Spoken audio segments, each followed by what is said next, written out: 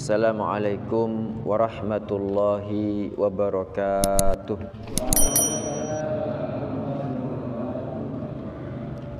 Alhamdulillahi rabbil alamin, wassalatu wassalamu ala imamil mursalin nabiyyina Muhammadin wa ala alihi wa ashabihi ajma'in, amma ba'd.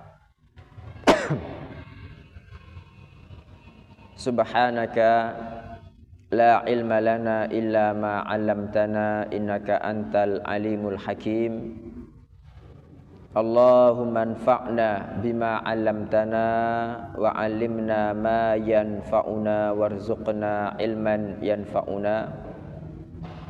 Allahumma la sahla illa ma ja'altahu sahla wa anta taj'alul hazna idza syi'ta sahla. Faj'al lana ya Rabbana kulla syai'in sahlan muyassara. Allahumma inna na'udzu bika min ilmin la yanfa' wa min qalbin la yakhsha' wa min nafsin la tashba' wa min da'watin la yustajabu laha. Rabbi shrah li sadri wa yassir li amri wahlul 'uqdatam min lisani yafqahu qawli. Amin. Bapak-bapak, ibu-ibu dan saudara sekalian yang diberkati Allah Ta'ala, alhamdulillah malam hari ini Allah Ta'ala mudahkan kita semua berkumpul bersama di masjid ini. Bapak Ibu, ini adalah amal soleh ya, karena kita mengkaji hadis-hadis Nabi Muhammad sallallahu alaihi wasallam. Maka sebagaimana kita dimudahkan berkumpul bersama di sini untuk melakukan amal soleh ini, Bapak Ibu, kita bertawasul kepada Allah Ta'ala dengan yang kita lakukan malam hari ini. Mudah-mudahan kelak kita semua dikumpulkan bersama-sama dalam surga Firdaus yang paling tinggi tanpa azab maupun hisab. Amin. Ibnu Hajar rahimahullah berkata, wa an Ma'qil bin Yasarin radhiyallahu anhu, dari Ma'qil bin Yasar radhiyallahu anhu, anna nabiyya sallallahu alaihi wasallam qala, bahwa Nabi sallallahu alaihi wasallam bersabda, iqra'u ala mautakum Yasin, bacakan atas orang-orang mati kalian surat Yasin. Rawahu Abu Dawud wan Nasa'i wa sahhahahu Ibnu Hibban, diriwayatkan oleh Abu Dawud, An-Nasa'i dan disahihkan oleh Ibnu Hibban. Bapak Ibu sekalian yang diberkati Allah Ta'ala, hadis ini sudah kita bahas sebentar pada pertemuan yang lalu. Cuma karena belum sempurna pembahasannya maka saya ulang kembali. Jadi hadis iqra'u ala mautakum Yasin adalah hadis yang paling ringan kedhaifannya di antara hadis-hadis tentang keutamaan surat Yasin. Jadi keutamaan surat Yasin itu ada banyak hadis Bapak Ibu, ada 8 kalau tidak 6. Cuma rata-rata kalau tidak palsu maka dhaif jiddan atau mungkar. Nah, yang paling ringan itu hadis ini, iqra'u ala mautakum Yasin. Jadi sebagian ulama ada yang mengatakannya dhaif, sebagian yang lain mengatakannya hasan. Termasuk Imam As-Suyuti, Imam Hakim ya, dan Imam Az-Zahabi mengatakan hadis ini sanadnya hasan. Nggih. Dan kaidahnya kalau ada hadis, para ulama itu berbeda pendapat Bapak Ibu. Ada sebagian mengatakan hasan, ada sebagian mengatakan dhaif. Maka karena ini masalah ijtihad, kita tidak boleh kemudian matok iki pokoknya dhaif, kadzib enggak boleh, enggak ya. Ya contohnya seperti sholat tasbih ya. Sholat tasbih itu kan katanya mempunyai banyak keutamaan Bapak Ibu.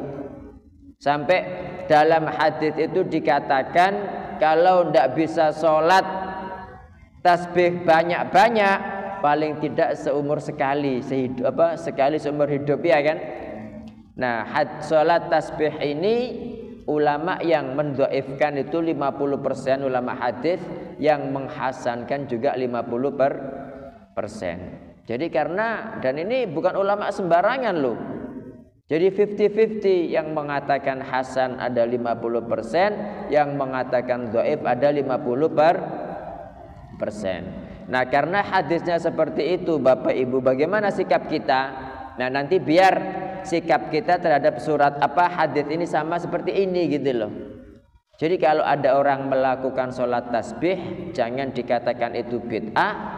Tapi kalau untuk kita pribadi tidak usah melakukan sholat tasbih. Bisa dipahami nggih? Ini ketika hadisnya itu para ulama berbeda pendapat dalam pensahihan atau pendhaifan. Ya. Hadis ini Bapak Ibu memiliki dua makna. Ya. Makna pertama, maksudnya adalah membacakan surat Yasin kepada orang yang sakaratul maut. Jadi arti bacakan atas orang-orang mati kalian surat Yasin, itu artinya orang-orang mati di sini adalah yang kondisinya sakaratul maut. Lah, kenapa orang sakaratul maut kok dianggap mati? Ya karena kan tidak mungkin hidup. Ada tak orang yang sudah sampai sini tenggorokannya, kemudian nyawanya itu balik lagi ke bawah? Tidak ada, Pak. Jadi yang namanya nyawa dicabut itu kan mulai kaki ke atas, lutut, paha, ya, kemudian perut, terus dada. Nah, tinggal di sini ini. Kalau sudah sampai sini tidak bakalan yang namanya nyawa itu akan balik ke bawah kembali. Pasti akan bablas. Nah, makanya orang yang sakaratul maut karena pasti mati maka disebut mautakum. Jadi makna pertama itu kita diperintahkan membacakan surat Yasin ini Bapak Ibu kepada orang-orang yang sakaratul maut. Ya. Ya, kenapa? Karena surat Yasin itu kan berisi tentang kiamat, berisi tentang kebangkitan, berisi tentang surga dan neraka, berisi tentang balasan orang-orang yang berbuat baik, balasan buat orang-orang yang berbuat buruk. Sehingga orang itu, Pak, kalau matinya susah, dibacakan surat ini atau diruqyah dengan surat ini, itu dia kemudian legowo untuk mati gitu loh.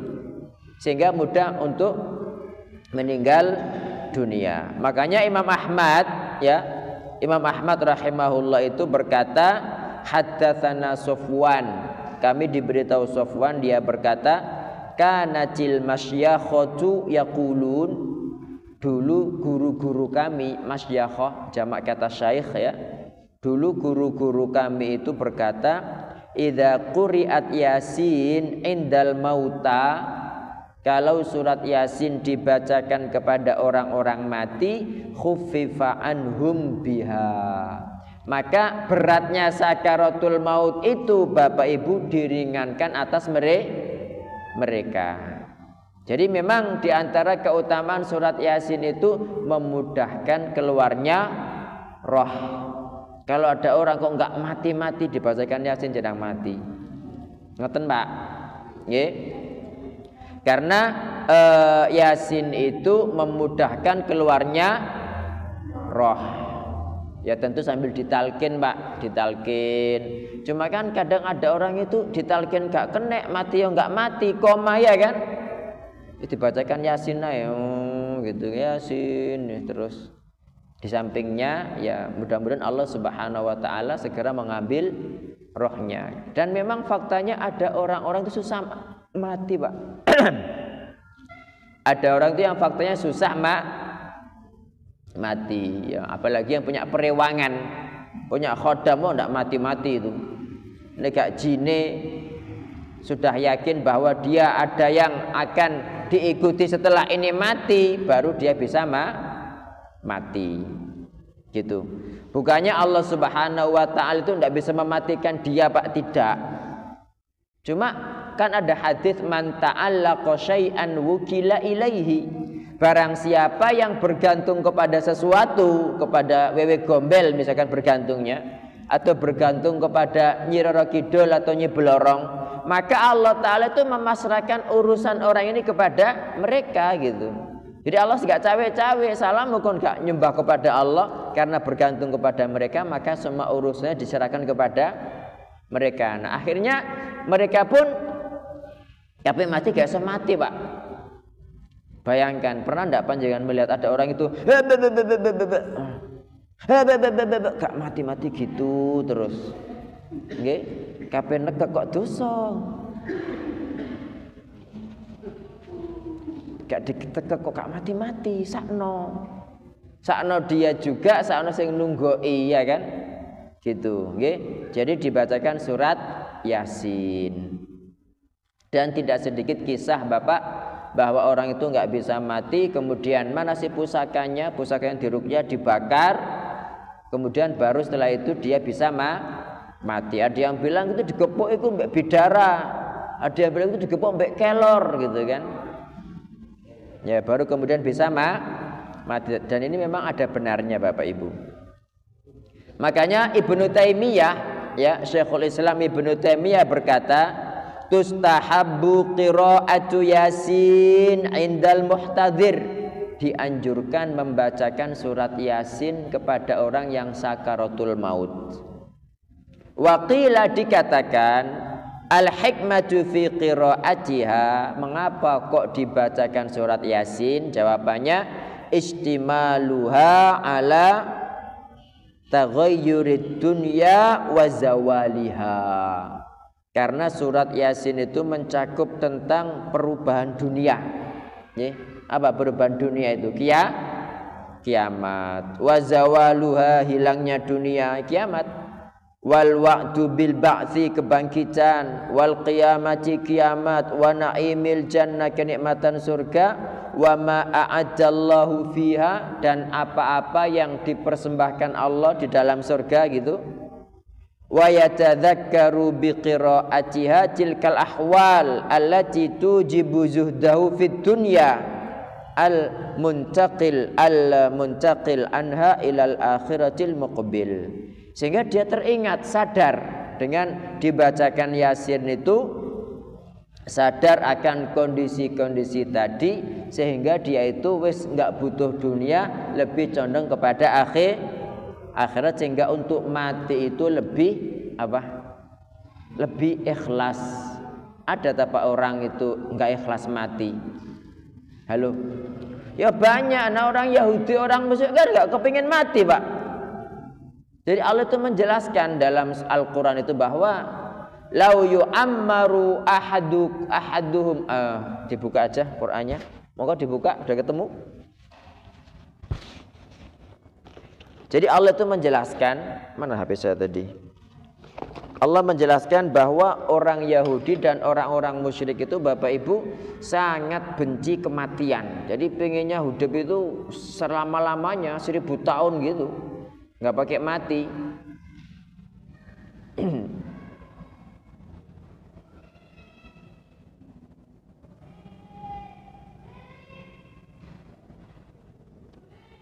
Nggih, silakan dibuka surat Al-Baqarah 96.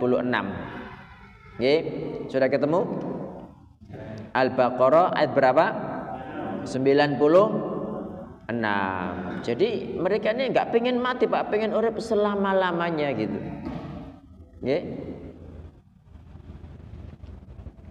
Dan kadang-kadang ada orang itu, Pak, kalau merasa dosanya banyak, merasa utangnya banyak, enggak kepengin mati dhisik. Ya enggak wingi-wingi ngelunasi utang. Nggih. Makanya mumpung masih hidup, ketika ada hutang ndang lunasono. Ya. Sudah ketemu, mari kita baca. A'udzubillahi minasyaitonirrajim. Bismillahirrahmanirrahim.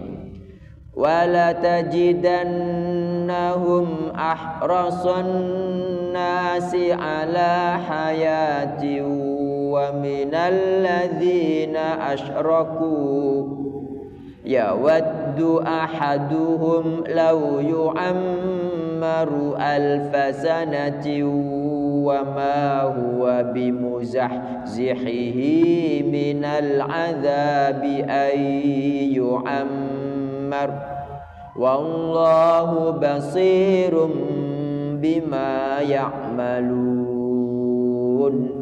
Lagi 1 2 3. Wala tajidannahum ahrasan nasi ala hayati wa minal ladzina asyraku yawaddu ahaduhum law yu'ammaru alfa sanatin wa ma huwa bimuzahzihihi minal adzabi ay yu'ammar wallahu basirum bima ya'malun. Mohon artinya dibaca.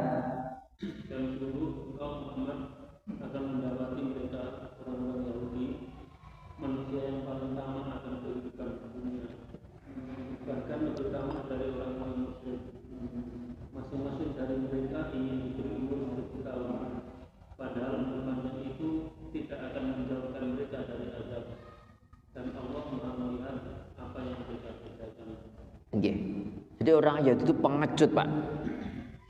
Orang Yahudi itu pengecut. Makanya kalau perang itu mereka itu di balik tembok, Pak. Enggak berani langsung depan, enggak berani. Takut mereka itu. Loh iya tahu saat ini dalilnya, silakan dibuka itu. Sudah ketemu? Orang Yahudi sudah ketemu? Ya surat Al-Qur'an loh. Masuk Injil. Nggih, Al-Hasyr 13. Jadi orang-orang Yahudi itu makhluk tolol, Pak. Nggih, sudah ketemu? Surat apa? Al-Hasyr ayat 13. Makanya mereka itu intinya enggak pingin mati. Mereka enggak pingin mati. Makanya mereka itu pengecut sekali. Sudah ketemu? Ya, kita baca 1 2 3. La antum ashaddu rahbatan fi sudurihim minallah dzalika bi annahum qaumun la yafqahun. Terus ini Pak, ketika perang tidak berani depan, tidak berani. La yuqatilunakum jami'an illa fi quram muhassanatin aw min wara'i judur ba'suhum bainahum syadid tahsabuhum jami'an wa qulubuhum syatta dzalika bi annahum qaumul la ya'qilun. Mohon artinya, Pak. Sesungguhnya dalam hati mereka kamu lebih ditakuti daripada Allah. Yang demikian itu karena mereka orang-orang yang tidak mengerti. Bayangkan, lebih takut kepada siapa? Kepada kaum muslimin daripada kepada Allah. Terus berikutnya, mereka tidak akan memerangi kamu secara bersama-sama kecuali berdiri yang berbenteng atau di balik tembok. Iya, ketika punya dagangan kuat Amerika, Jerman, Perancis baru berani, Pak. Nah gitu nggak berani. Perangnya pun itu di dalam dinding, gitu. Nggak mungkin mereka maju naik kuda, perang pedang-pedangan, nggak berani mereka. Lanjut. Permusuhan antara sesama mereka sangat hebat. Kamu kira mereka itu bersatu, padahal mereka akan berpecah belah. Yang demikian itu karena mereka orang-orang yang tidak mengerti. Nggih. Dan yang paling ngerti dengan sifat mereka itu ya saudara-saudara kita di Palestina itu. Ya, katanya mau menyerang lewat darat, ya nggak berangkat itu, nggak berani mereka di sini berangkat tuh ngamuk-ngamuk karena tahu mereka tuh mati, sementara mereka nggak pingin mati. Jadi sangat apa tadi kata Allah, la tajidannahum ahrasan nasi ala hayatin. Jadi mereka itu sangat tamak untuk hidup, ya. Bahkan lebih tamak daripada orang-orang musyrik. Mereka pengen hidup 1000 tahun. Padahal 1000 tahun itu ya malah nambah-nambahi dosa. Bukannya kemudian mereka selamat dari azab. Nah, kembali ke sini, intinya ketika orang dibacakan surat Yasin, dia menjadi ikhlas untuk mati. Dia pasti ngebuti dunia kan begitu kan? Ya. Begitu Bapak Ibu. Ini makna pertama. Makna yang kedua, maksudnya ya surat Yasin ini dibacakan kepada orang-orang yang sudah mati memang. Jadi setelah mati maka dibacakan surat Yasin. Tujuannya apa? Pahala Yasin ini dihadiahkan kepada si mayit. Selama si mayit itu muslim. Nah, ada pendapat yang mengatakan bahwa amal soleh pahalanya bisa dihadiahkan kepada dia. Oke? Jadi makna kedua ini apa? Membaca surat Yasin untuk si mayit, tujuannya apa? Menghadiahkan pahala. Nah, kalau memang tujuannya menghadiahkan pahala, yuk bacanya tidak harus di kuburan. Oke? Jenengan misalkan kita mengikuti pendapat yang mengatakan ini sampai pahalanya misalnya. Nah, kenapa harus ke kuburan? Dibaca di masjid, di rumah lah bisa sih. Dan harus baca mayiti ono ndak. Karena untuk menghadiahkan pahala bisa kapan saja. Bisa dipahami nggih? Nah, untuk membaca Al-Qur'an di kuburan, ini pendapat yang rajih itu hukumnya haram. Termasuk sholat selain sholat jenazah di kuburan itu juga haram. Nah, apa dalilnya? Nabi SAW bersabda, la taj'alu buyutakum maqabir. Jangan jadikan rumah-rumah kalian seperti kuburan. Ini maknanya apa? Rumah sama enggak dengan kuburan? Beda. Jadi ada rumah, ada kuburan. Nabi mengatakan la taj'alu buyutakum maqabir. Kalian jangan menjadikan rumah kalian seperti kuburan. Kenapa? Kata Nabi SAW, inna syaitan yanfiru minal baitil ladzi tuqra'u fihi suratul Baqarah. Setan itu lari terbirit-birit dari rumah yang dibacakan di dalamnya surat Al-Baqarah. Maknanya apa? Pertama, Nabi mengatakan jangan jadikan rumah kalian seperti kuburan, ya kan? Berarti ada rumah, ada kuburan, kuburan bukan rumah, rumah bukan kuburan, kan begitu kan? Itu yang pertama. Yang kedua, makanya makna di sini jangan jadikan rumah kalian seperti kuburan. Kalau ada mayit, Pak, tidak boleh dikuburkan dalam rumah atau di pekarangan rumah. Ya, apalagi di dalam masjid, ya kan? Justru Nabi itu melaknat orang-orang Yahudi dan Nasrani. Kenapa? Karena menjadikan kuburan para nabi dan orang-orang soleh mereka sebagai masjid. Itu kebiasaan ahlul kitab. Yaitu kebiasaan kaum ahlul kitab. Jadi yang kedua ini maknanya ya apa? Pelajaran kedua dari hadis ini, kalau ada orang mati jangan apa? Jangan dimakamkan di dalam rumah karena rumah bukan kuburan. Yang ketiga, biar rumah tidak seperti kuburan, disuruh ngapain sama Nabi? Disuruh baca Al-Quran. Berarti maknanya apa? Berarti Quran boleh tidak dibaca di kuburan? Wong Nabi mengatakan jangan jadikan rumahmu seperti kuburan. Dengan cara apa? Baca Quran. Berarti maknanya baca Quran di kuburan tidak boleh. Makanya ada begini, ada pertanyaan, boleh enggak saya misalnya berziarah kubur ke makamnya Syekh Arif untuk ngirim Fatihah, mampir ngirimkan Fatihah? Ya kalau seperti ini ngapunten, ini enggak ada tuntunannya, bid'ah bisa dikatakan seperti itu.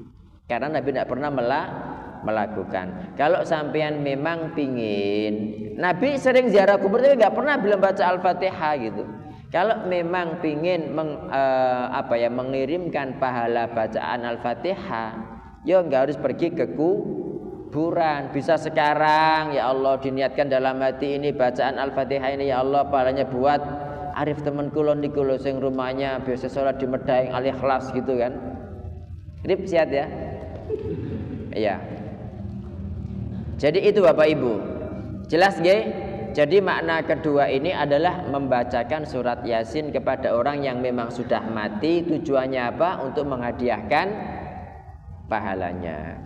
Dan kemarin kita jawab Bapak Ibu, sudah kita bahas. Ulama 4 madhab itu semuanya sepakat bahwa amal soleh kalau dihadiahkan kepada mayit itu sampai. Amal soleh kalau dihadiahkan pahalanya kepada mayit itu sampai. Cuma mereka kemudian berbeda pendapat jenis amal solehnya. Ini jenis amal solehnya. Kalau mazhab Syafi'i sama mazhab Maliki itu amal soleh yang boleh dihadiahkan pahalanya, cuma yang ada dalilnya tok. Nggak ada dalilnya nggak boleh. Apa yang ada dalilnya? Sedekah, haji dan umrah. Selain itu tidak boleh. Tetapi kalau mazhab Imam Ahmad sama Imam Abu Hanifah mengatakan semua amal soleh itu boleh dihadiahkan selama mayitnya ini muslim. Selama mayitnya ini muslim, bukan musyrik, Pak. Kalau musyrik kan tidak boleh. Nah, sekarang kita pelajari Bapak Ibu dalil-dalil beserta amalan-amalan yang itu bisa dihadiahkan. Ya. Pertama adalah doa dan istighfar. Kalau doa dan istighfar kan jelas. Masalahnya kenapa? Karena orang mati itu kan sudah terputus amalnya kan. Bisa tak orang mati datang ke pengajian bersama kita melu maca Bulughul Maram gitu? Enggak ada, Pak. Orang mati terus sholat, orang mati terus berangkat haji umroh, enggak ada ceritanya. Orang mati itu tinggal manen tok. Makanya orang mati itu sangat butuh kepada doa kita, Pak. Makanya jenengan itu sering-sering berziarah kubur. Tujuannya apa? Tujuannya buat kita pribadi adalah untuk kita ingat kepada akhirat, biar nggak lalai, sibuk dengan dunia, lali mati gitu kan. Yang kedua, dengan kita ziarah kubur itu kita berbuat baik kepada si mayit. Ya, kita berbuat baik kepada si mayit gitu loh. Jadi mereka itu sangat butuh, Pak. Makanya doanya apa? Assalamualaikum ya ahlal kubur, ya kan? Minal mu'minina wal mu'minat atau minal muslimina wal mu'minin kan gitu kan. As'alullah an yaghfira li walakum antum salafuna wa nahnu bil athar atau doa-doa yang lain. Jadi intinya dalam doa ketika ziarah kubur ini itu kita memintakan ampun buat mereka. Dan kalau panjenengan itu di kuburan berdoa ya, itu doanya bukan doa Rabbana atina fid dunya hasanah, bukan doa Rabbana hab lana min azwajina wa dzurriyyatina, bukan doa Rabbighfirli wa liwalidayya, tapi doanya itu Allahumma ighfir lahum warhamhum wa'afihim wa'fu anhum wa akrim nuzulahum dan seterusnya. Adapun doa Rabbana hab lana itu di masjid, Pak. Doa minta rezeki di masjid kok nang kuburan nih loh. Ya, nang kuburan itu mendoakan orang mati biar mendapatkan ampunan. Nggih.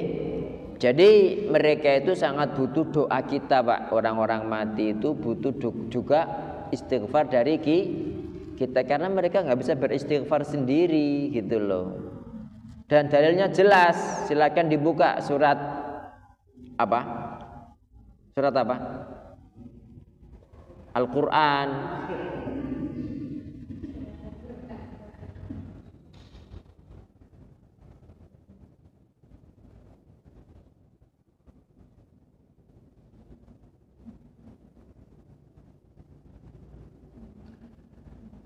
Salah ketik ini. Sabaquna. Ya, surat Al-Hasyr, Pak, ayat 10. Nggih. Surat Al-Hasyr ayat 10. Sudah ketemu? Nggih, pun lami-lami.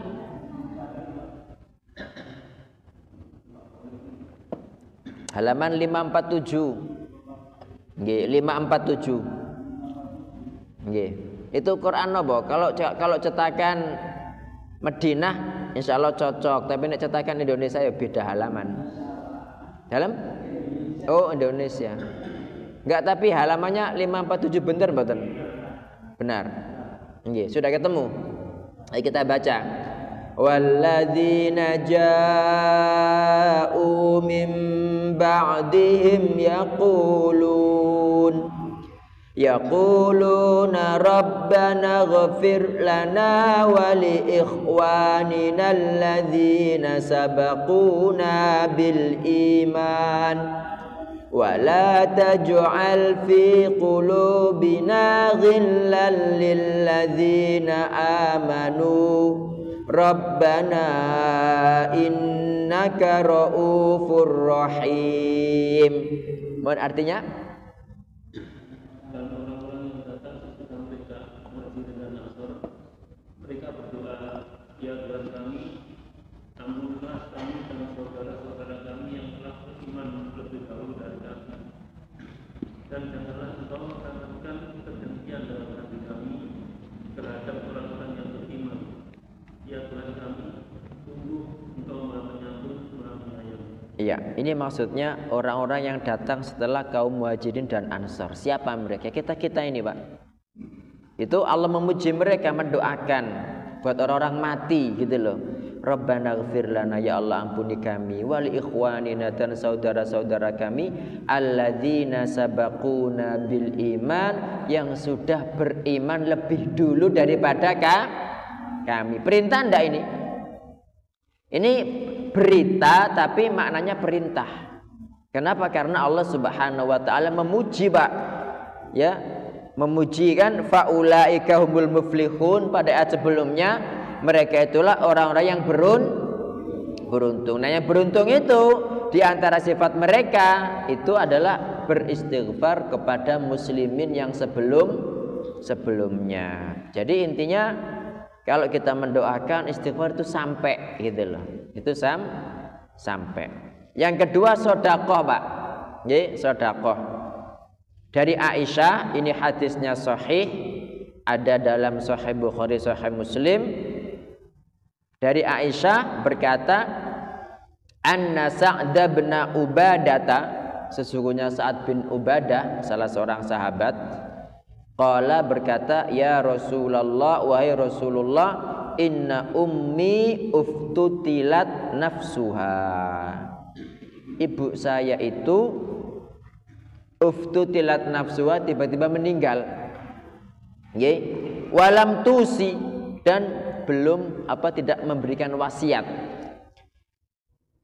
Falaha ajrun in tasaddaqtu anha, apa dia mendapatkan pahala kalau saya bersedekah untuk beliau?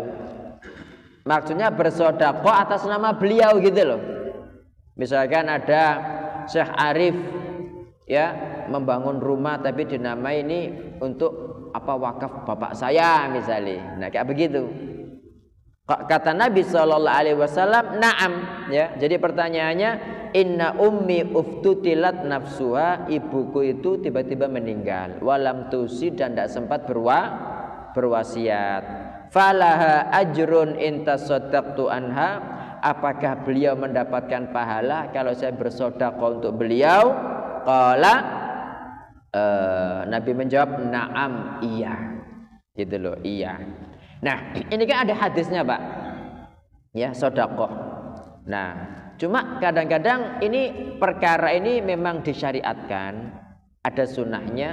Cuma kadang-kadang menjadi tidak sunnah kalau kemudian ditentukan harus ngapunten 7 hari, harus 40 hari, 1000 hari, kan sama-sama sedekah. Misalkan ngasih makan orang miskin misalnya, kalau niatnya sedekah untuk si mayit, nah mana dalilnya kok harus tiap 1000 kali atau 40 hari, ya kan?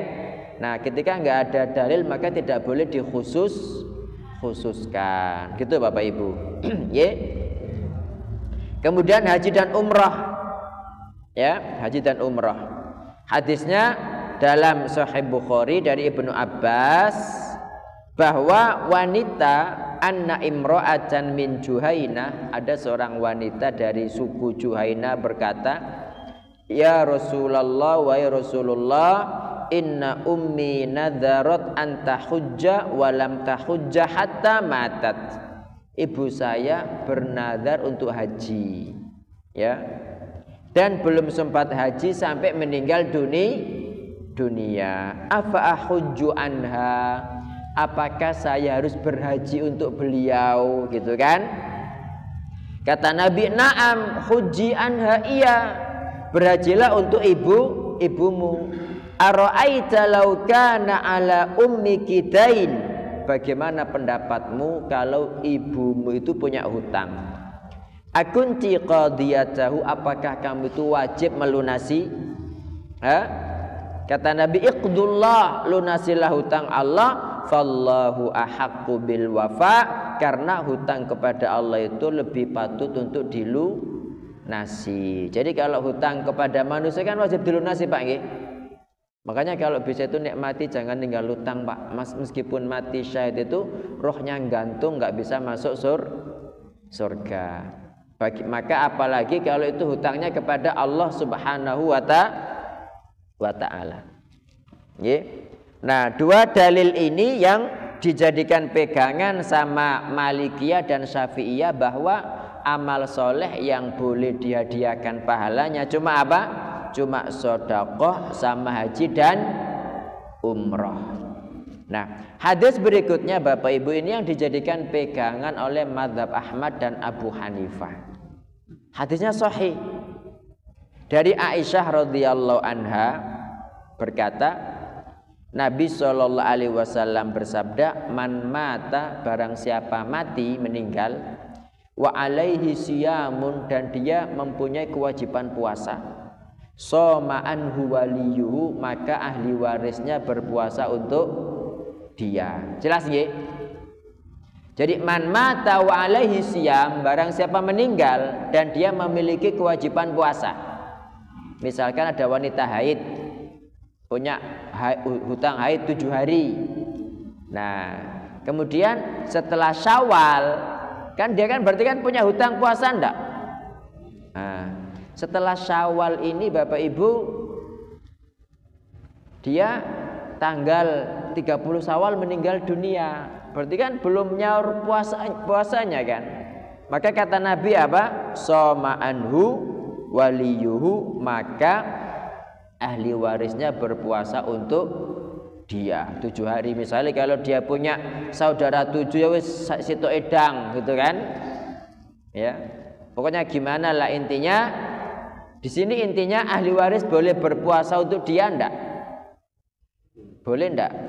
Boleh. Jadi intinya di sini orang berpuasa untuk orang, iya kan? Boleh enggak orang berpuasa untuk orang? Hah? Boleh enggak? Halo? Ya boleh, hadisnya jelas kok. Sahih dan bukan dhaif, ya.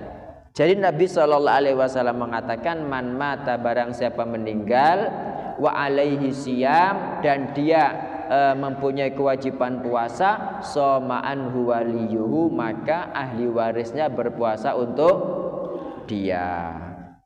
Ini hadis yang dijadikan pegangan oleh Imam Ahmad sama Imam Abu Hanifah. Nah, mereka memahaminya begini, Pak. Ya, mereka memahaminya begini. Ya, puasa itu kan tidak lapo-lapo sih, puasa itu kan. Jadi puasa itu cuma meninggalkan, ya kan, meninggalkan perkara-perkara yang membatalkan puasa mulai subuh sampai maghrib, kan itu puasa kan. Jadi jenengan itu tidak ngapa-ngapain, tidak melakukan tahajud, tidak melakukan sholat duha, tidak ngaji, nggak sedekah, pokoknya hanya meninggalkan pembatal-pembatal puasa mulai subuh sampai maghrib. Contohnya begini, jenengan sahur, sholat subuh turu, ya kan, baru bangun ketika duhur tidur, bangun ya sholat, tidur lagi sampai asar bangun sholat ya, tidur lagi sampai maghrib maghrib bangun makan sholat. Sah ndak puasanya? Sah ya kan? Nah, kata Imam Ahmad, wong meninggalkan saja sama Allah loh diterima. Orang melakukan untuk orang lain. Maka bagaimana kalau itu berupa ibadah, berupa amalan? Apakah baca Quran, apakah zikir gitu. Makanya beliau beristihad bahwa zikir, baca Quran itu boleh untuk orang lain, dihadiahkan. Bahkan ada riwayat itu, ya ada riwayat kalau ada orang mengatakan, ini dari Imam Ahmad, dia membaca 10 ayat, terus diniatkan dalam hatinya, ya Allah yang 10 buat saya, yang 10 buat si fulan. Itu beliau mengatakan sampai. Nah ini saya menjelaskan kepada panjenengan dasar hukumnya. Ya terserah nanti mau mengikuti mazhab Imam Syafi'i sama Imam Malik yang khusus sodako sama haji umroh, atau mengikuti mazhab Imam Ahmad yang juga ada dalilnya kan. Ya, yang juga ada dalilnya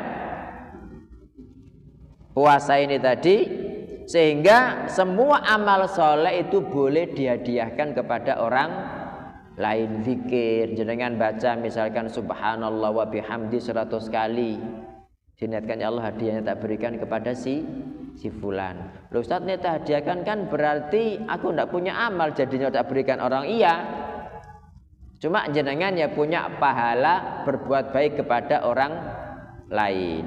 Gitu loh Bapak Ibu. Nggih.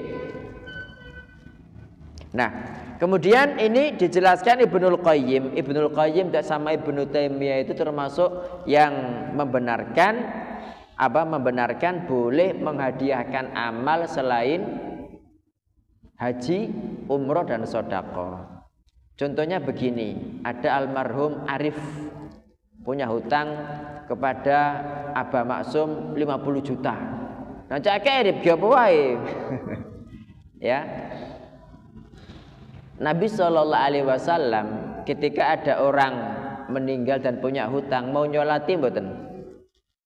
Halo, ndak mau nyolati sampai dilunasi dulu baru beliau mau nyolati. Misalkan Arif ini meninggal punya hutang 5 juta. Ya. Punya hutang mboten? Terus datang orang gak sana ndak kadang. Wis tak lunasane utange sing 5 juta, lunas ndak? Padahal bukan sana, bukan kadang loh. Dan ini uang bukan uang Arif loh, uangnya orang itu. Sampai enggak? Sampai. Nah kalau gitu aja sampai, kenapa amal yang sudah menjadi milik saya tak berikan kepada orang, kok nggak sampai gitu loh Bapak Ibu. Paham ya maksudnya? Ya meskipun ini khilaf di antara ulama, tapi ini dasar hukumnya.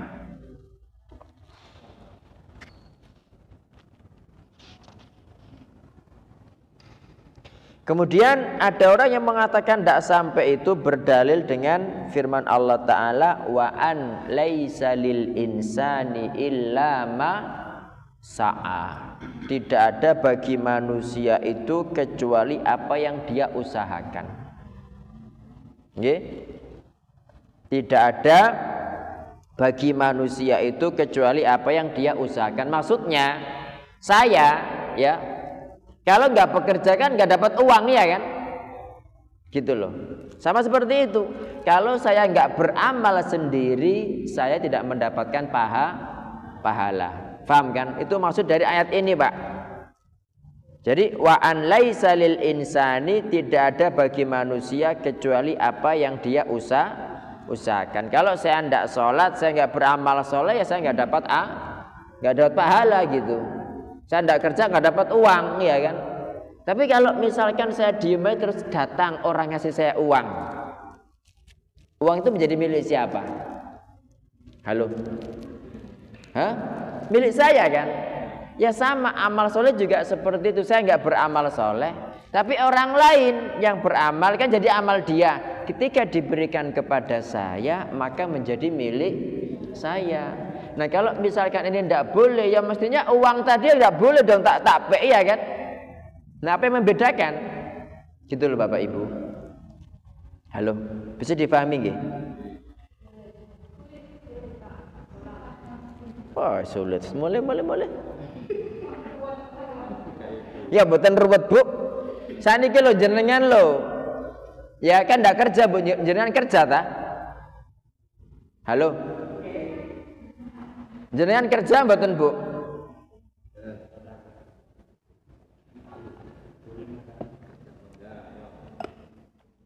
Loh, saya bertanya ini karena ada tujuannya. Jenengan bekerja mboten?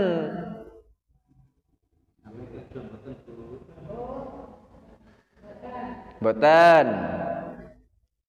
Berarti nggak dapat uang kan kalau nggak kerja? Nggih. Kalau tiba datang Mas Mahfud ngasih jenengan uang. Uang itu menjadi milik siapa? Dan nggih, ya sama gitu loh. Misalkan Mas Mahfud itu beramal soleh, terus kemudian amal soleh sudah menjadi miliknya Mas Mahfud itu diberikan kepada orang, ya sama seperti itu. Ini kalau secara kias. Tapi kan tadi hukum asalnya itu adalah hadis man mata wa alaihi siyamun soma anhu waliyuhu. Barang siapa mati dan dia punya hutang puasa, maka ahli warisnya berpuasa untuk dia. Berarti orang lain berpuasa untuk orang lain boleh enggak? Boleh sesuai hadis ini. Loh Ustaz, berarti kalau ada orang sholat untuk orang lain boleh enggak? Ya enggak boleh, kalau dalile. Ya. Jadi kias itu ketika tidak ada nas jangan. Ya sama orang kafir ya wis tak genteni aku sing Islam wae ya enggak bisa. Ya, jadi jangan disamakan.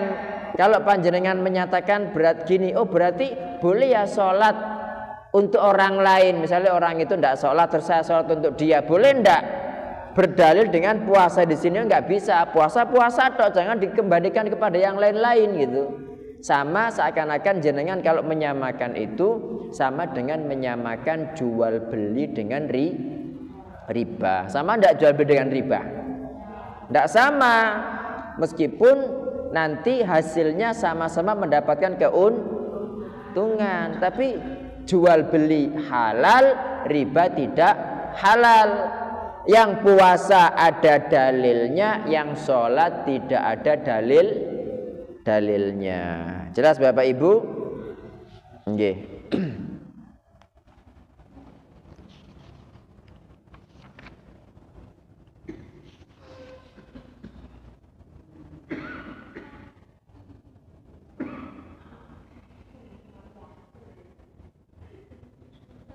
Nggih, monggo Bu.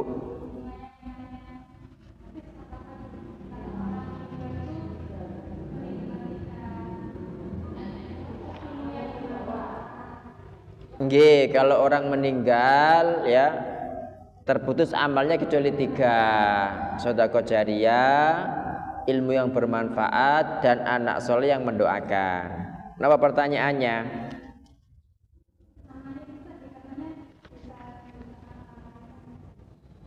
Nggih kan sudah terputus gitu nggih. Nggih. Maksudnya gimana?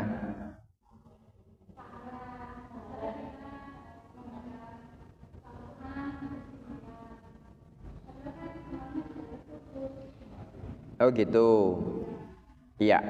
Ya sebetulnya artinya sama dengan wa an laisa lil insani illa ma sa'a. Tidak ada bagi manusia kecuali apa yang dia usahakan. Jadi dia terputus. Gitu loh, dia terputus sudah enggak bisa.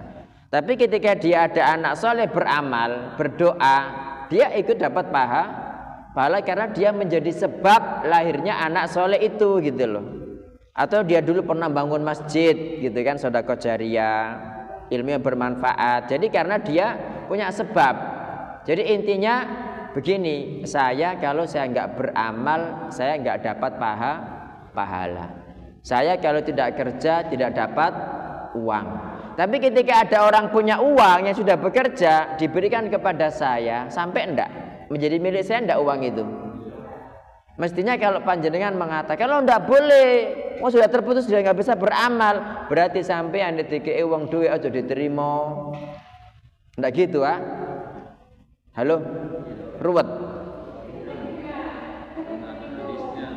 Dalam? Karena sudah ada jelas hadisnya. Jadi ketika ada dalil dengan dalil itu jangan kemudian lo ndak bisa. Jadi dalil dengan dalil itu dikombinasikan. Bukannya kemudian ini ditabrakno itu, bukan gitu loh Bapak Ibu. Ya memang ini saya ngerti panjenengan semua ini kan di masyarakat yang Muhammadiyah kan biasanya kan nggak mungkin tuh NU gitu loh. Cuma saya di sini menjelaskan dasar hukumnya.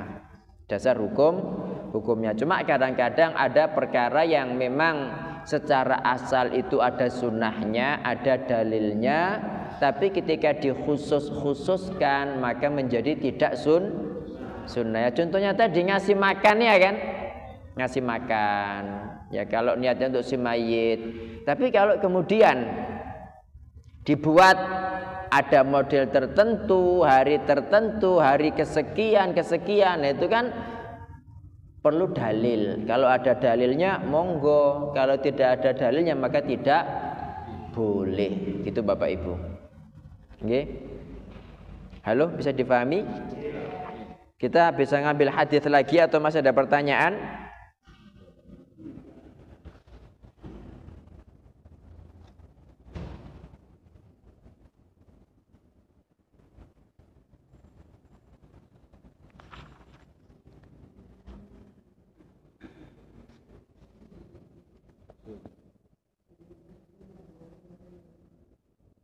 Halo, ada lagi yang ditanyakan?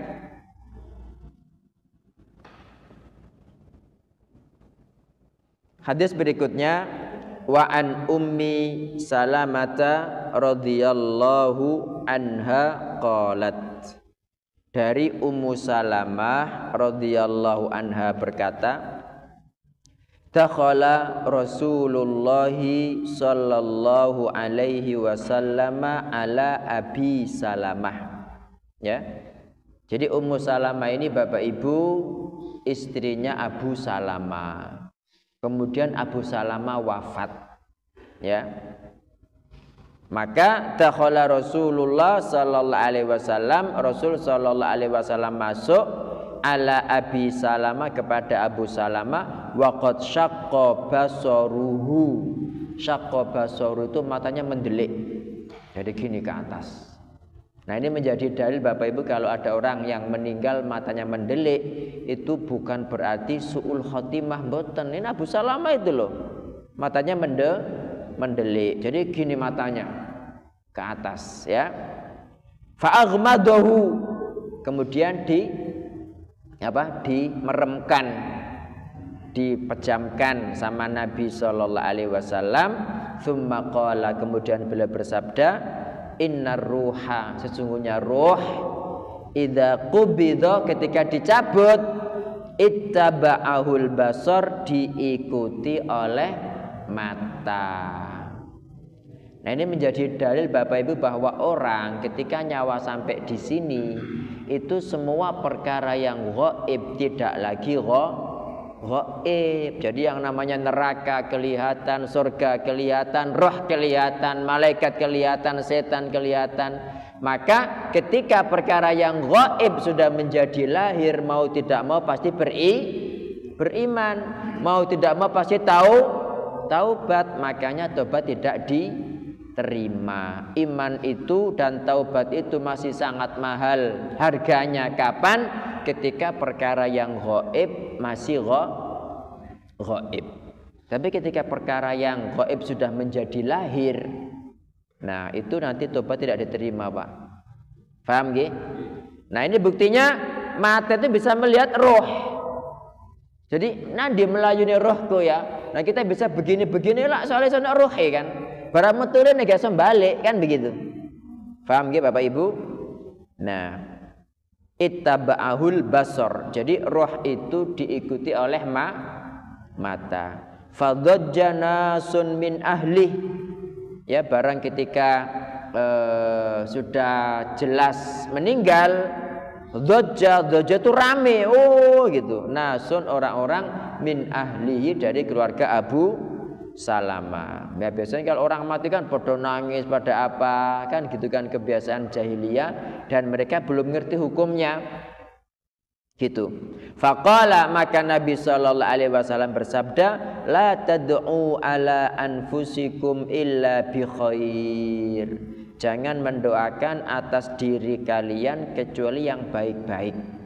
Karena kadang biasanya begini Pak, ada orang mati, oh sapa sing bayar cicilan manggo, oh sapa sing makan anak sampean go, oh utangnya gorong kebayar, kan gitu kan. Itu kan omongannya jelek kan. Padahal rezeki dari mana? Dari Allah Subhanahu wa ta'ala. Nah, mungkin seperti itu. Nabi mengatakan la tad'u ala anfusikum illa bi khair. Jangan mengucapkan, jangan mendoakan atas diri kalian kecuali yang baik. Karena orang itu Pak kadang-kadang dalam kondisi panik marah tuh ngomongnya enggak kena. Wong ada anak itu loh kadang itu sama orang tuanya ya.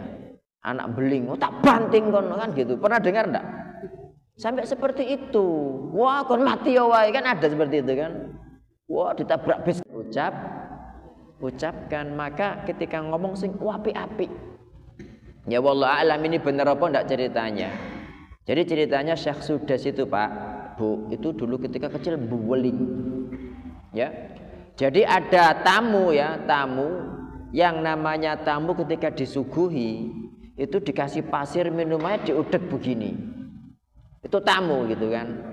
Nah cuma ibunya tadi orang pinter Pak, nggak ngomong sembarangan, didoakan wes pokoknya kon iki dadi imam Masjidil Haram gitu loh. Akhirnya dadi imam Masjidil Haram temenan, ndak tahu ini bener apa ndak gitu. Nggih.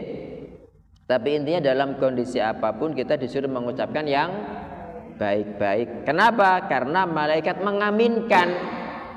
Nah kalau misalnya pas buruk diamini malaikat kan pasti terjadi Pak.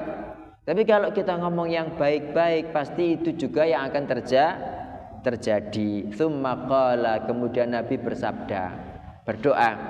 Jadi ini doa Bapak Ibu ketika panjenengan memejamkan mata si mayit atau ketika sudah terpejam. Didoakan Allahumma ghfir li Abi Salamah. Karena namanya Abu Salamah, ya Allah ampunilah Abu Salamah. Kalau misalnya namanya Arif, Allahumma ghfir li Arif gitu. Ya Allah ampunilah Arif ya. Ini Allahumma ghfir li Abi Salamah. Jadi jangan panjenengan itu nanti membacakan itu kepada si mayit padahal jenenge sapa ngono, Allahumma ghfir li Abi Salamah. Ya ndak salah. Ya. Nah, li Abi Salamah diganti nama si mayit. Allahumma ghfir li Abi Salamah. Ya Allah ampunilah Abu Salamah, warfa' darajatahu fil mahdiyin. Warfa' darajatahu, angkat ya Allah derajatnya fil mahdiyin, di antara orang-orang yang mendapat petunjuk. Wafsah lahu fi qabrih, luaskan ya Allah untuk dia di kuburannya. Ya. Karena ada kuburan itu yang disempitkan Pak, sehingga tulang rusuk itu berhimpitan seperti ini. Wa nawwir lahu fi, dan terangi untuk dia di dalam kuburannya. Berarti kuburan itu ada yang gelap, ada yang terang. Dan ini bukti bahwa doa buat orang mati sangat penting. Buktinya Nabi berdoa. Wakhlufhu fi aqibihi. Wakhlufhu fi aqibihi ini artinya ya, jadikan pada orang yang dia tinggal. Siapa maksudnya? Ahli warisnya ya. Jadikan pada orang yang dia tinggal ini ada pengganti yang lebih baik darinya di dunia dan akhirat. Dan subhanallah, ketika Nabi mendoakan begini ini Bapak Ibu, itu diterima oleh Allah, doanya dikabulkan. Jadi pengganti Abu Salamah siapa? Rasulullah Shallallahu Alaihi Wasallam. Nah, berkaitan dengan kisah ini, Ummu Salamah itu dia mengatakan begini. Kan pernah mendengar Nabi Shallallahu Alaihi Wasallam bersabda kan, barang siapa yang tertimpa musibah terus mengucapkan inna lillahi wa inna ilaihi raji'un. Terus ini, Allahumma jurni fi musibati wa akhlif li khairan minha. Allahumma jurni fi musibati, ya Allah beri aku pahala pada musibahku ini. Dia minta pahala. Wa akhlif li khairan minha, dan gantikan untukku yang lebih baik darinya. Itu diucapkan sama Ummu Salamah sambil batin dalam hatinya, ya Allah, siapa yang lebih baik dari Abu Salamah gitu kan. Karena Abu Salamah ini termasuk sahabat-sahabat yang masuk Islam awal-awal dan ikut hijrah 2 kali, Pak. Hijrah ke Habasyah dia juga hijrah, hijrah ke Madinah dia juga hijrah. Jadi tingkatannya itu di samping masuk Islam awal-awal, dia juga termasuk orang yang hijrah 2 kali. Ini enggak didapat semua orang loh gitu. Nah, tapi dia tetap mengucapkan doa itu, Pak. Akhirnya apa? Akhirnya rupanya dia mendapatkan yang lebih baik dari Abu Salamah, yaitu Rasulullah Sallallahu Alaihi Wasallam. Dan Ummu Salamah ini juga pernah bertanya kepada Nabi, wahai Nabi, saya ini kan pernah nikah 2 kali dan sama-sama soleh gitu ya. Nanti di surga saya ambek sopo gitu. Nah, ini ibu-ibu cari jawaban sendiri, saya nggak usah jawab. Ada yang tahu jawabannya? Jadi istri itu milik suami terakhirnya. Istri itu milik suami terakhirnya. Kalau misalkan sama-sama muslim, sama-sama soleh, maka milik yang terakhir. Tapi kalau misalnya yang kedua ini kok kafir misalnya, mungkin ya mati balik kepada yang pertama. Lah becak kok nyaut-nyaut ae. Nggih. Jadi pelajaran yang pertama Bapak Ibu dari hadits ini, itu boleh melihat wajah si mayit. Malah pada hadis-hadis berikutnya nanti ketika Nabi Shallallahu Alaihi Wasallam wafat, datang Abu Bakar kan dibuka wajahnya, kemudian Abu Bakar mencium kening Rasulullah Shallallahu Alaihi Wasallam. Jadi disunahkan ada mayit dibuka kafannya kemudian dicium. Ini laki-laki rib, ini perempuan bojone wong gak oleh masih mayit ya. Dalam kalau saudaranya perempuan ya ndak apa-apa nek mahramnya. Nggih. Cuma tetap masalah memandikan, panjenengan punya saudara perempuan meninggal ndak boleh memandikan sak kolik. Ya. Jadi yang memandikan perempuan cuma perempuan, yang memandikan laki-laki cuma laki-laki. Kecuali suami istri boleh. Ya. Kalau suami istri boleh. Bukannya kemudian anak mandikan ibunya, enggak boleh itu. Nanti ada penjelasannya. Tapi kalau untuk anak laki maupun perempuan yang umurnya di bawah 7 tahun, itu boleh dimandikan siapa aja. Karena anak umur 7 tahun ke bawah itu belum punya aurat gitu loh. Jadi belum dianggap auratnya. Nggih. Kemudian perintah untuk memejamkan mata si mayit setelah wafat. Ya, karena kan tadi itu kaidahnya karena apa? Mata itu mengikuti ruh. Pengen tahu kan, orang kan kepo kan, apalagi para wanita. Kan kadang-kadang bukan urusannya dikepoi, penasaran pengen weruh, padahal ya apa untungnya wani ya kan. Nah, orang itu begitu, Pak. Ya kadang-kadang nanti melayu roh ke moyo, akhirnya kan gak balik meripati kan gitu. Ya tapi ini biasa seperti itu, okay? Jadi roh itu diikuti. Kemudian yang ketiga, roh itu Bapak Ibu diciptakan untuk abadi, ya. Roh itu diciptakan untuk abadi. Dan kalau dikatakan roh itu mati, makna matinya roh itu berarti ketika berpisah dengan jasad. Dalam bahasa Arab ada kata nafsun, ada kata ruh. Bedanya apa? Nggak ada bedanya. Cuma nafas ini ketika masih include di dalam tubuh itu namanya nafas. Makanya terbagi menjadi 3. Ada an-nafsul ammaratu bisu. Ini nafsu yang senantiasa ngajak kepada keburukan. Ada an-nafsul lawamah. Ini ada nafsu ya, jiwa yang suka mencela pelakunya. Ini ketika di ngajeni kumpul orang-orang soleh, moco-moco kitab, rotok mulai ngerti, suka mencela. Kon lo kok kamu lo rib, kok malas-malasan di sholatnya. Kamu itu lo budi tidak benar, kamu itu lo kok gak nyambangi wong tuamu. Nah, Jadi suka mencelah karena sudah ada tambahan ilmu, tambah iman. Kalau dia naik lagi menjadi an-nafsul mutmainnah.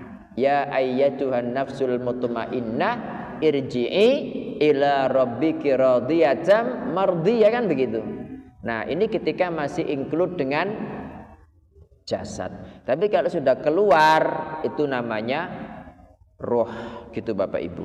Nggih. Kemudian larangan, ya jelas larangan menampar pipi, menyobek baju, ya kan, meratap niyahah itu tidak boleh. Dan kumpul-kumpul Bapak Ibu, kumpul-kumpul setelah kematian si mayit itu termasuk bagian niyahah di rumah mayit loh ya.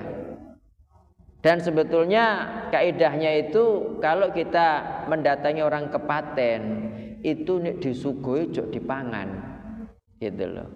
Kenapa? Karena Nabi mengatakan isna'u li ali Ja'far ta'aman. Ketika Ja'far mati syahid di medan perang Mu'tah, Nabi ngasih kabar isna'u li ali Ja'far ta'aman, buatkan makanan untuk keluarga Ja'far, fa innahu qad atahum ma yushghiluhum, karena sudah datang kepada mereka perkara yang menyibukkan mereka. Jadi mestinya nek panjenengan datang ke sana yang nggawa panganan dimakan ndak apa-apa. Kalau jenengan yang bawa makanannya loh.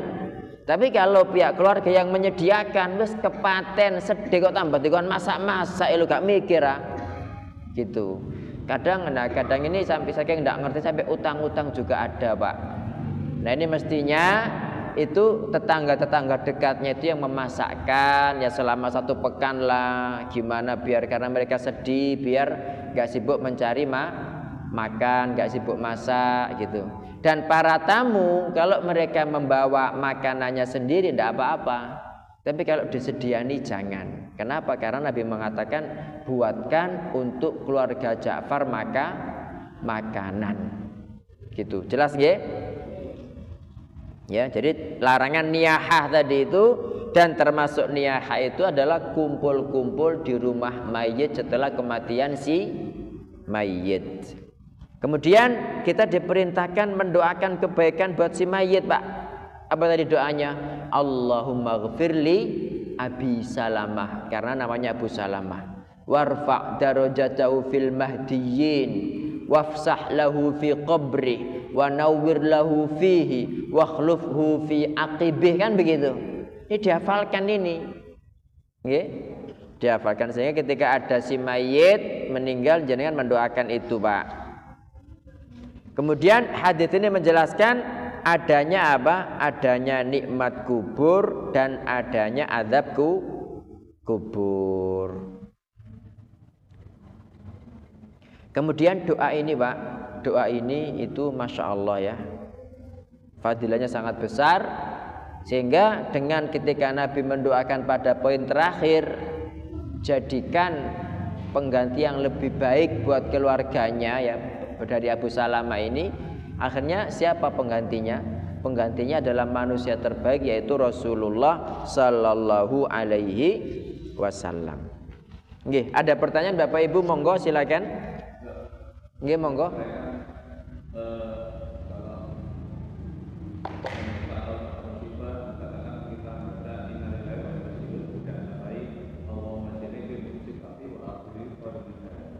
Apakah doa itu bisa disampaikan ketika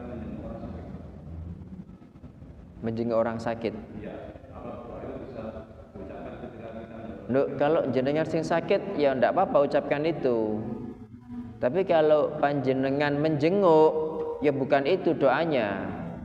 Allahumma rabbana sadibil ba'as isfi anta syafi la shifaa illa shifauka syifaan la yughadiru saqama. Itu kalau dia masih sehat, masih kuat dan besar sekali kemungkinan sembuhnya.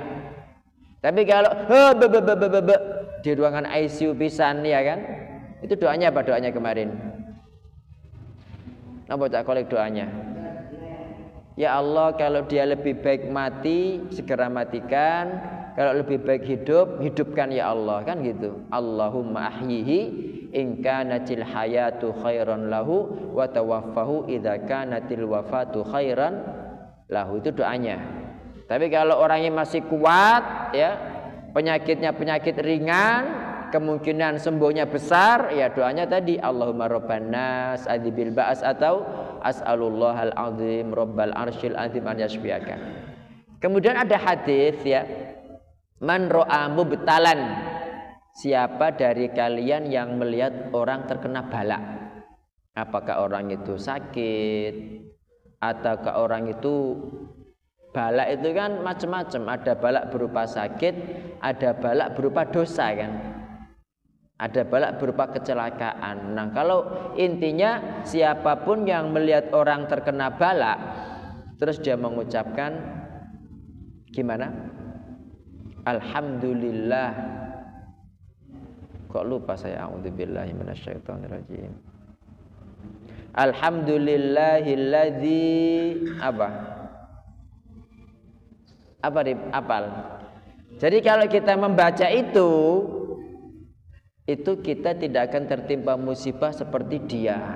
Iya, ini doanya. Alhamdulillahilladzi afani mimma ibtalaka bihi wa faddalani ala katsirin mimman khalaqa tafdila. Jadi kalau ada orang terkena bala ya, kita diperintahkan membaca doa itu, kata Nabi, kita tidak akan tertimpa musibah seperti yang menimpa dia. Nah, cuma para ulama itu berbeda pendapat, ini diucapkan di depan orang nyata, gitu loh. Misalnya kata Arif jatuh, alhamdulillahilladzi afani gitu. Mimma ibtalaka bihi, kan malah menyakitkan, gitu loh. Iya, cuma Arif kan nggak ngerti kan, atau memang mengucapkan di hati gitu kan, ya mungkin itu yang paling selamat. Jadi kita mengucapkan alhamdulillah alladzi afani mimma ibtalaka bihi, artinya segala puji bagi Allah yang menghindarkan aku dari musibah yang menimpamu. Wa faddalani ala katsirin mimman khalaqa tafdila, dan memberikan kepadaku keutamaan yang sangat besar dari seluruh makhluknya. Insyaallah begitu. Apal doanya gimana?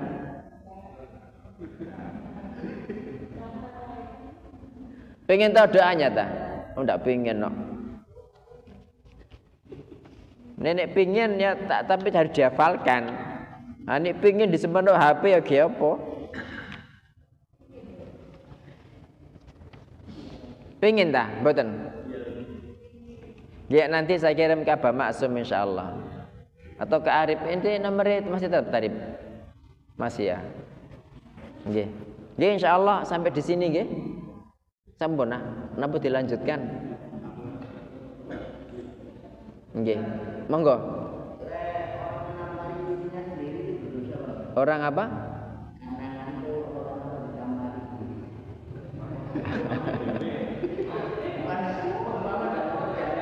Nggih, ditampar. Ditapuk ngeten.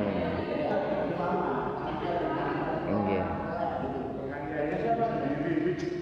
Yuk mending anu aja, ambil apa minyak kayu putih didelok mripate ya. Melek. Timbangane ditamperi lho, iya. Nggih ndak apa-apa be, wawa sampean dhewe.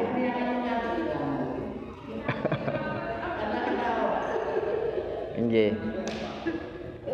Ya insyaallah begitu. Terima kasih Bapak Ibu atas perhatiannya. Kurang lebihnya saya mohon maaf. Jika ada yang benar itu semata-mata dari Allah Ta'ala. Jika ada yang salah dari saya sendiri, saya beristighfar kepada Allah Ta'ala dan mohon dimaafkan. Barakallahu fikum. Subhanakallahumma wa bihamdika asyhadu an la ilaha illa anta astaghfiruka wa atubu ilaik. Assalamualaikum warahmatullahi wabarakatuh.